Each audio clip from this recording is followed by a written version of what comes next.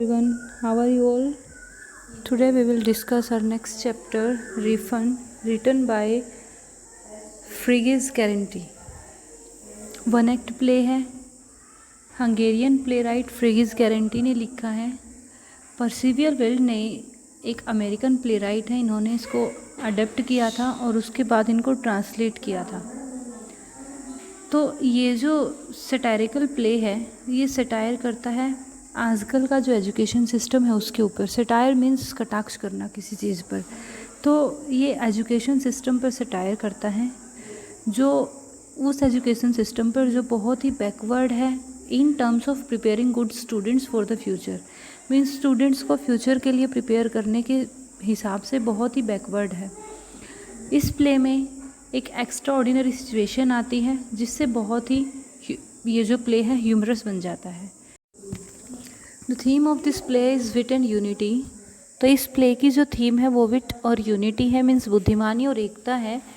ये प्ले एक Hungarian student था वेसरकोफ, जो फॉर्मर स्कूल स्टूडेंट था, उसके ऊपर है, जो अपने स्कूल में बहुत साल बाद रिटर्न करता है और वो कहता है कि जो मेरी ट्यूशन फ़ीस थी 18 साल पहले उसको रिफ़ंड कर दो, क्योंकि उसने कुछ भी स्कूल से कुछ भी यूज़फुल नहीं सीखा है। जो कुछ भी उसने सीखा है वो सब कुछ यूज़लेस है। This play demonstrate teachers excellent ability to manage the situation and deal with Wesserkopf's without jeopardizing their school reputation. तो ये जो प्ले है वो दिखाता है टीचर्स की एबिलिटी को, कि वो किसी भी सिचुएशन को कैसे हैंडल करते हैं और वेसरकोफ के साथ कैसे डील करते हैं अपने स्कूल की रेपुटेशन को हार्म किए बिना। Veserkov is a rude man who speaks in an abusive tone. He is unable to obtain employment. तो वेसरकोफ बहुत र्यूड आदमी होता है जो एब्यूजिव टोन में बात करता है, गाली गलौज करता है। उसको कोई भी रोज़गार नहीं मिलता। अगर उसको कोई जॉब मिल भी जाती है तो वो ज़्यादा लंबे समय तक उसकी टिकती नहीं है। People tell him that he is unfit for anything and hasn't learned anything worthwhile in school wherever he goes to apply for a job. जहाँ भी वो किसी भी जॉब के लिए अप्लाई करने जाता, वहीं पर लोग उसको कहते कि वो कुछ भी काम करने के लिए अनफिट है, क्योंकि उसने स्कूल टाइम में कुछ भी नहीं सीखा है। He once ran into an old classmate Lederer on the street. एक दिन वो अपने क्लासमेट से मिलता है लेडरर से गली में। जब लेडरर उसके साथ फॉरेन एक्सचेंज इन्वेस्टमेंट के बारे में डिस्कस करता है और हंगेरियन करेंसी के बारे में, तो वेसरकोफ को कुछ भी समझ नहीं आता। Veserkov expresses his inability to comprehend them. He begins to inquire about foreign exchange. वो foreign exchange के बारे में इंक्वायरी करना शुरू कर देता है। Ladder claims that if he doesn't know something as trivial as this, he hasn't learned anything in the school. तो लैडर उसको कहता है कि अगर तुम्हें इन चीज़ों के बारे में भी नहीं पता तो तुमने स्कूल में कुछ भी नहीं सीखा है। He advises him to return to his school and request a refund of his tuition fees. तो लैडर उसको एडवाइस करता है कि तुम अपने स्कूल में वापस जाओ और अपने टीचर्स को बोलो कि उसकी जो ट्यूशन फ़ीस बनती है उसको रिफ़ंड कर दें। Wesserkopf, who is unemployed and penniless, regards it as a good idea that will benefit him. तो वेसरकोफ जो अनएम्प्लॉयड भी है और पेनीलेस भी है, मीन्स उसके पास पैसे भी नहीं हैं, तो उसको ये बहुत अच्छा आइडिया लगता है कि ये उसे बेनिफिट करेगा। So after 18 years, he returned to his old school and demands his tuition fees back.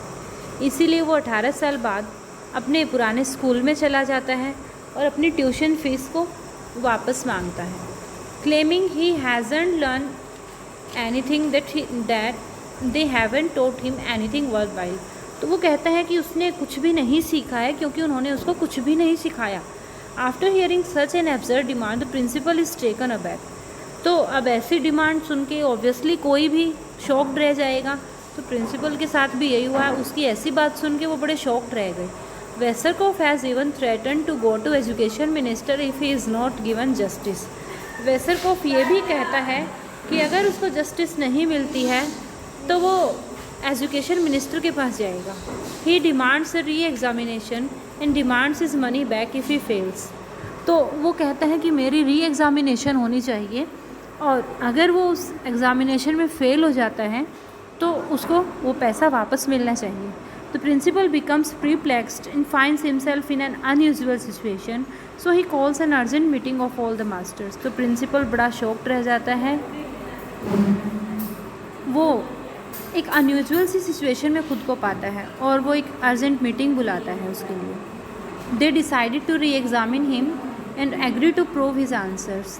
तो उन्होंने डिसाइड किया कि अब हम उसका री एग्ज़ामिनेशन लेंगे और वो चाहे जो भी आंसर दे, वेदर करेक्ट और इनकरेक्ट, हम उनको करेक्ट प्रूव करेंगे। They realize that Veserkov will purposefully fail the exam by giving incorrect answers to receive a refund from the school. तो उनको रियलाइज़ होता है कि वेसरकोफ जानबूझकर फेल हो जाएगा, क्योंकि गलत जानबूझकर आंसर देगा जिससे कि वो उसको उसकी ट्यूशन फीस रिफंड कर सके। As a result the entire staff decides to outwit him and work together to help each other. तो क्या हुआ, पूरे स्टाफ ने डिसाइड किया कि हम उसको चाहे वो जो भी आंसर दे, हम उनको सही साबित करेंगे और एक साथ मिलकर काम करेंगे, एक दूसरे की हेल्प करेंगे। Wesserkopf uses abusive and derogatory language toward each master to be expelled from the school. तो वेसरकोफ अपने टीचर्स के लिए बहुत ही अब्यूजिव लैंग्वेज का यूज़ करता है।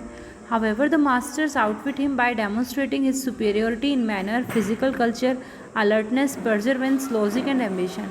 हालांकि जो टीचर्स होते हैं वो सभी उसको उसकी सुपीरियोरिटी को डेमोन्स्ट्रेट करते हैं, चाहे किसी भी फील्ड में है, फिज़िकल कल्चर में, अलर्टनेस में, परजर्वेंस में, लॉजिक, एम्बिशन, किसी भी फील्ड, चाहे कुछ भी फील्ड हो, वो उसको सुपीरियर प्रूव करने की कोशिश करते हैं। The history teacher politely ask him to take a seat but his response enrages the teacher. History teacher बड़ी पोलाइटली उसको बोलता है बैठने के लिए, लेकिन वेसरकोफ का जो रिस्पॉन्स होता है उससे टीचर को बड़ा गुस्सा आता है। The master waits patiently and begins his questions.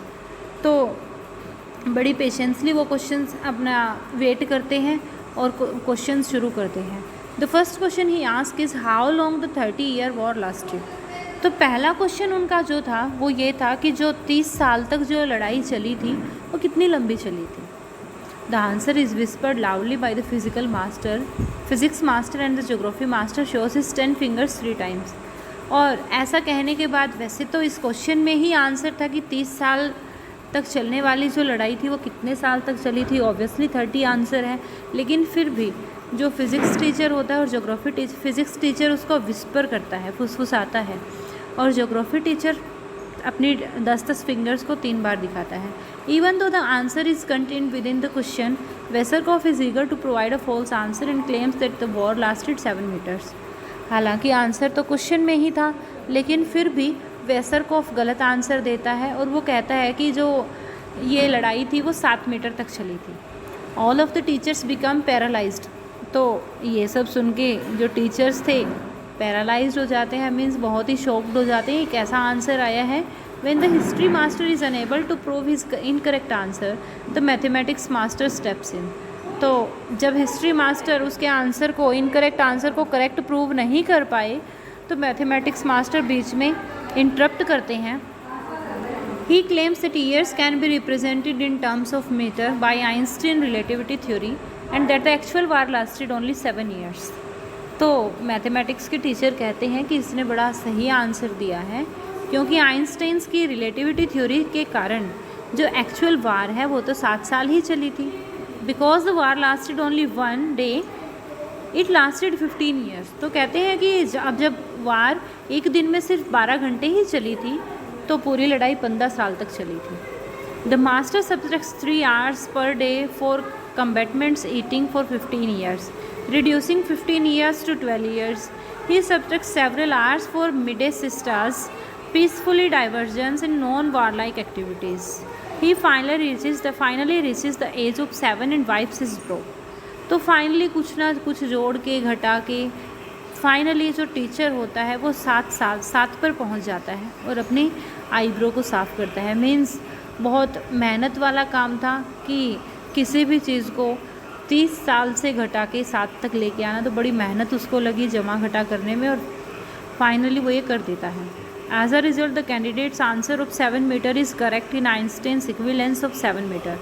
तो परिणाम स्वरूप क्या होता है, कैंडिडेट का जो आंसर था 7 meter उसको सही साबित कर देते हैं, आइंस्टाइन्स के इक्विवेलेंस कर देते हैं 7 meter के। The physics master then inquires about the clocks in the steeples of churches. स्टीपल्स के चर्चेस थे, उनमें क्लॉक होती थी, तो फिजिक्स मास्टर उसके बारे में इंक्वायर करते हैं. He wonders if it is because of the optical illusion that the church's clock shrinks when someone walks away from it. तो वो पूछते हैं कि जब भी कोई उन स्टीपल्स की चर्चेस में जो क्लॉक हैं उनके पास से जाता है तो वो श्रिंक हो जाती हैं. तो क्या ये ऑप्टिकल इल्यूजन है या सच में ऐसा कुछ होता है? In response Wesserkopf refers to the master as an ass. However the master accept the answer as correct. तो आंसर में वेसरकॉफ टीचर्स को, अपने टीचर को गधा बोलता है और टीचर जो है उस आंसर को भी करेक्ट प्रूव कर देता है. कैसे करते हैं? The reason given is that an ass has no imaginative ability because it is a sad creature. वो कहते हैं कि एक गधे में कुछ भी इमेजिन करने की एबिलिटी नहीं होती बिकॉज ये एक सैड क्रिएचर होता है. The master claims that it must be an optical illusion and Wesserkopf respond metaphorically. तो मास्टर कहते हैं कि ये सच में एक ऑप्टिकल इल्यूजन है और वेसरकॉफ ने सीधा सीधा आंसर ना दे के मेटाफोरिकली उसने आंसर दे दिया है. The geography teacher then asked him to name the capital city of the same name Brunswick, a German province. Province एक का मतलब स्टेट होता है, तो जर्मन में एक स्टेट थी बर्न्सविक. वो कहते हैं कि उसका दूसरा सेम नाम क्या है? Wesserkopf on the other hand respond with the word same. तो वेसरकॉफ कहता है कि इसका दूसरा नाम सेम ही है. The master proves his answers correct by claiming that the city also has another name same. तो मास्टर कहता है कि हाँ, इसका आंसर बहुत सही है क्योंकि सिटी का दूसरा नाम सेम ही है. According to the legend, the emperor Barbarossa was riding through the city when he met a peasant girl. तो एक बार एम्प्रर बर्बारोसा होते हैं, वो सिटी में से राइड कर रहे होते हैं, घुड़सवारी करते हैं, तो एक पीजेंट गर्ल, एक किसान लड़की से मिलते हैं. After wishing her good bless you he inquires as to the name of the city. तो जब वो उनको गॉड ब्लेस यू बोलने के बाद वो कहते हैं कि इस सिटी का क्या नाम है. वाइल मंचिंग ऑन अ बन द गर्ल रिप्लाइड. तो वो लड़की थी, बन को चबा रही थी, एक बर्गर टाइप जो होता है उसको चबा रही थी. Same to you sir. तो उसको चबाते चबाते वो सेम टू यू बोलती है. The emperor however mistook the city name for same.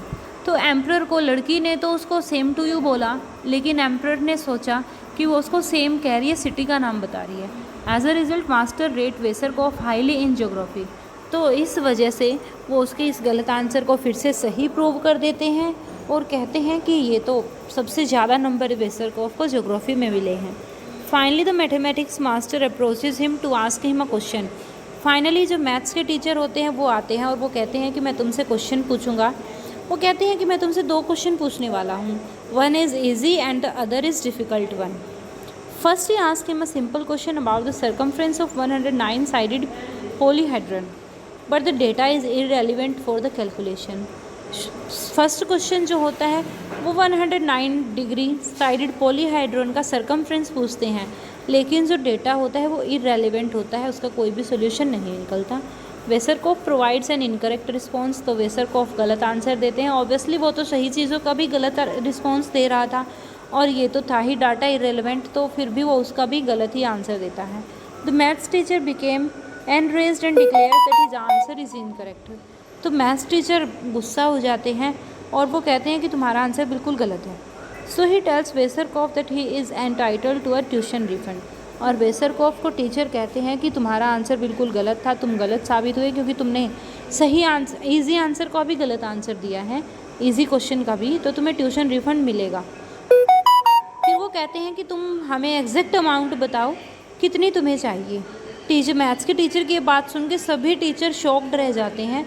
उनको लगता है कि भाई अभी तक तो मैथ्स टीचर हमारी भी हेल्प कर रहे थे, हमारे जो गलत आंसर्स थे उस वेसरकॉफ के गलत आंसर्स को हमारे साथ मिलके सही प्रूव करवा रहे थे, लेकिन अब वो खुद कहते हैं कि तुम्हारा आंसर गलत है और तुम्हें रिफंड मिलेगा. Then he ask for the exact amount but he needs. Wesserkopf tells them the exact total is 5,682 crowns and 38 hallers, and the grand total is 6,450 crowns and 50 hallers. Obviously to the teacher's trap. अब वो teachers के trap में अपने teachers के trap में उनके जाल में फंस रहा था, At this point, the mathematics master declares his correct answer to his difficult question. तो मैथमेटिक्स टीचर कहते हैं जैसे ही वो सही अपनी एग्जैक्ट अमाउंट बताता है कि मुझे इतना चाहिए, तो उसके गलत आंसर को भी वो सही प्रूव कर देते हैं, उसके डिफ़िकल्ट क्वेश्चन के आंसर को सही बता देते हैं। कहते हैं कि यही तो मेरा डिफ़िकल्ट क्वेश्चन था। All of his answers are correct according to all of his teachers. तो इस तरह से जितने भी वो क्वेश्चंस पूछते हैं उनको सबको वो सही साबित कर देते हैं।